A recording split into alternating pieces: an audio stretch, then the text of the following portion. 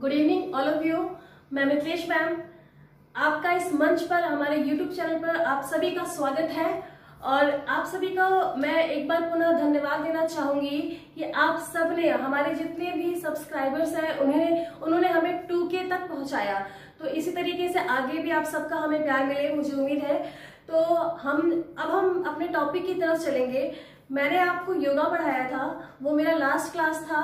फिर आज जो हमारा टॉपिक है वो हमारा उसके आगे का कंटिन्यू में करूंगी योगा में मैं आपको मीनिंग ऑफ योगा बता चुकी थी और डेफिनेशन बता चुकी थी कि संपूर्णानंद के अनुसार कौन सी है, वेद व्यास के अनुसार कौन सी है, और श्री कृष्ण जी ने योग के बारे में क्या कहा है, शिव और शक्ति के बारे में किसने कहा। ये सारी चीजें मैंने आपको बताई थी कि एग्जाम के अकॉर्डिंग आपका जो परिभाषा है उसमें कैसे पूछ सकता है। अब हमें योग के चैप्टर में ही हमारा नेक्स्ट जो स्टेप है वो है आपका एलिमेंट ऑफ योगा। क्या है आपका? योग के तत्व। आज हमारा जो टॉपिक है योग के तत्व के बारे में ही हमें पढ़ना है कि योग के तत्व में हमें क्या क्या चीजें पढ़नी है, क्या क्या चीजें हमारे एग्जाम्स में आएंगी। तो मैं आपको बताना चाहूंगी कि आपका एलिमेंट ऑफ योगा से आपका राजस्थान के टीजीटी में और यूपी टीजीटी और हायर एजुकेशन में इस टॉपिक से सभी जगह पे क्वेश्चंस पूछे गए हैं, पर मैं ये आगे आपको बताऊंगी। तो आज का जो हमारा है योग के तत्व में हम आगे बढ़ेंगे कि एलिमेंट ऑफ योगा क्या है। महर्षि पतंजलि ने योग सूत्र में योग के आठ तत्वों का वर्णन किया है, जिसे कि हम अष्टांग योग कहते हैं, अष्टपद कहते हैं या फिर 8 स्टेप कहते हैं। तो हमें उन्हीं 8 स्टेप के बारे में आज पढ़ना है। तो 8 स्टेप हमारे कौन कौन से हैं पहले आप ये देख लीजिए। सबसे पहले है आपका यम, नियम, आसन, प्राणायाम, प्रत्याहार, धारणा, ध्यान, समाधि।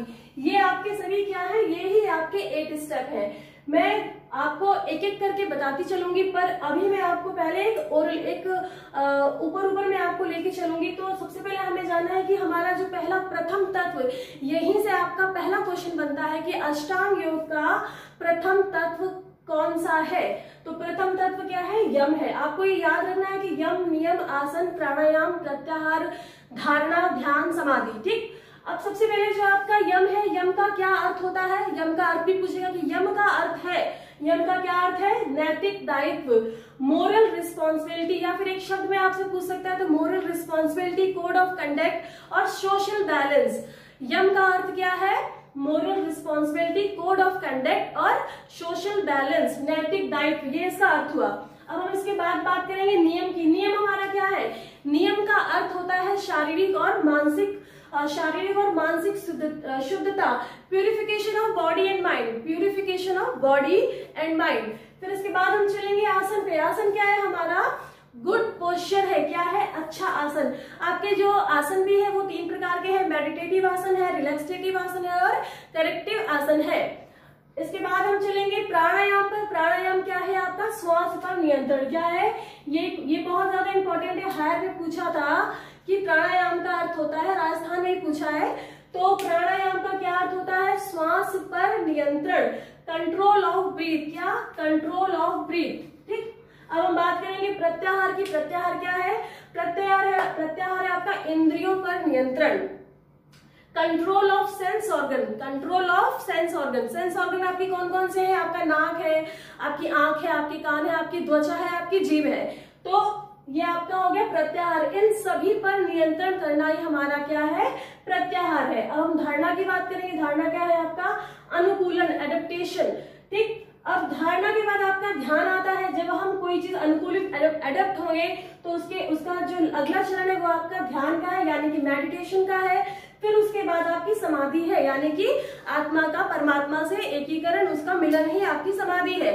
अब मैं आपको ये जो हमारे अष्टांग योग के 8 चरण है, यानी कि यम, नियम, आसन, प्राणायाम, प्रत्याहार, धारणा, ध्यान, समाधि, इन सब में मैं आपको एक एक लेके चलूंगी। तो सबसे पहले हमें डीपली जो पढ़ना है वो है आपका यम। हमें क्या पढ़ना है? सबसे पहले हम यम के बारे में पढ़ेंगे। ठीक है, यम के बारे में हमें पढ़ना है। चलिए अब हम बात करेंगे पहले तत्व की, यानी अष्टांग योग में जो पहला तत्व है वो क्या है? आपका यम है। यम, यहीं से क्वेश्चन बनता है। सबसे पहले पूछ पूछेगा यम का अर्थ क्या, मैंने आपको बताया अभी कि यम का अर्थ होता है नैतिक दायित्व। क्या होता है? नैतिक दायित्व यानी मोरल रिस्पॉन्सिबिलिटी या फिर कोड ऑफ कंडक्ट या फिर सोशल बैलेंस भी आपसे पूछ सकता है। Code of conduct, social balance और मोरल रिस्पॉन्सिबिलिटी आपका क्या है? ये यम है। यम का पालन करने वाला व्यक्ति अहिंसा से दूर रहता है, हिंसा से दूर रहता है, सॉरी, यम का पालन करने वाला व्यक्ति हिंसा से दूर रहता है। हिंसा का क्या अर्थ होता है? मारपीट। और हमारे जो महात्मा गांधी थे वो किसके पुजारी थे? वो अहिंसा के पुजारी थे। ठीक, अब यहाँ पे एक और क्वेश्चन बनेगा कि यम में भी आपके प्रकार हैं। कितने प्रकार हैं? वो आपके 5 प्रकार है। पहला है आपका अहिंसा। यही पूछेगा आपसे कि यम का प्रथम तत्व कौन सा है, तो आपको पता होना चाहिए कि यम का पहला तत्व जो है वो अहिंसा है। क्या है? Non violence. और दूसरा क्या है आपका? सत्य। ये तो आपको याद होना चाहिए, लेकिन यहीं से आप इनमें अक्सर बच्चे कंफ्यूज होते हैं, कुछ सत्य कर देते हैं। नहीं, सत्य नहीं, सत्य आपका सेकंड है, अहिंसा आपका पहला, ये आया भी हुआ है। पहला यम का प्रथम तत्व, फिर से सुनिए, यम का प्रथम तत्व क्या है आपका? अहिंसा है। अहिंसा, नॉन वायलेंस। ठीक, अब अहिंसा से आपका क्या अर्थ हुआ? अहिंसा का अर्थ ये हुआ कि कोई व्यक्ति किसी दूसरे व्यक्ति को किसी भी प्रकार से हानि ना पहुंचाए, या फिर कोई जीव जंतु है तो उसको किसी प्रकार का कष्ट ना दे। और हिंसा मतलब हिंसा को ना अपनाए, यानी मारपीट को ना अपनाए, अहिंसा का पालन करे।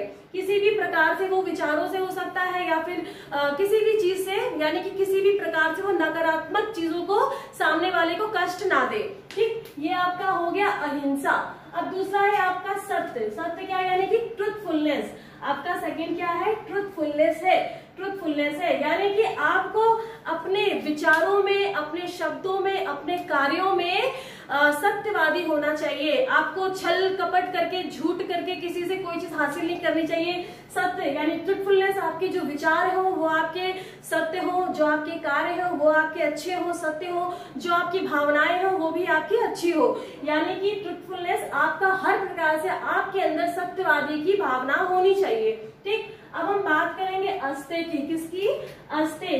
थर्ड है आपका अस्ते, यानी कि नॉन स्टेलिंग का अर्थ होता है कि चोरी ना करना। अब चोरी जो है वो आपकी कई प्रकार से हो सकती है। किसी की वस्तु से चोरी हो सकती है, किसी के धन से हो सकती है, किसी के कर्मों की हो सकती है ना।